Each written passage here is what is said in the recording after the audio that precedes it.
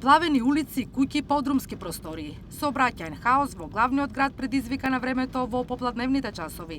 Од Центарот за управување со кризи информираат дека поплавени се 2 подвозника, каде има заглавени коли, кружниот тек во општина Бутел и Кисела Вода, 3 кружни текови, кај Изгет, кај Мотоцентар и Цементара и кај Железара. Поплавена и улицата Јордан Мјалков.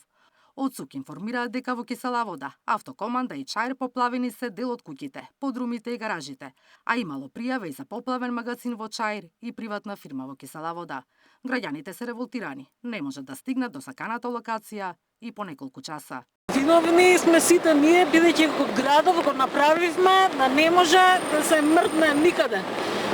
Еден дожд цел град да го парализира е срамота за еден град што е проектиран за пола милион жители, со милион да живеат, не е нормално, физички не е нормално. 40 минути само за партизанскиот. Ни една шахта не функционира, поплави под секој подложњак и заради тоа се стварат гужви. А колку време патувате сега? Има застој?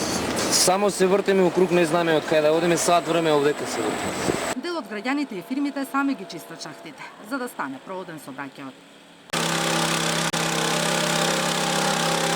Колку време чистите?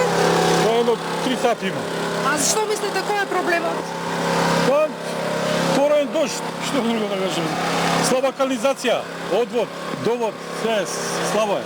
Од град Скопје информираат дека кризниот штаб и екипите на јавните предпријатија се на терен и цела ноќ ќе бидат на располагање каде што има потреба. Во моментот се наоѓам на една најкритичните точки по обилните врнежи и невремето кое што го запати градот Скопје, тоа е кружниот тек кај Изгет, така што може да забележите веќе стабилизирана состојбата овде. Утре и во петок ќе се задржи променливо облачно и нестабилно време, со повремен дожд и грмежи.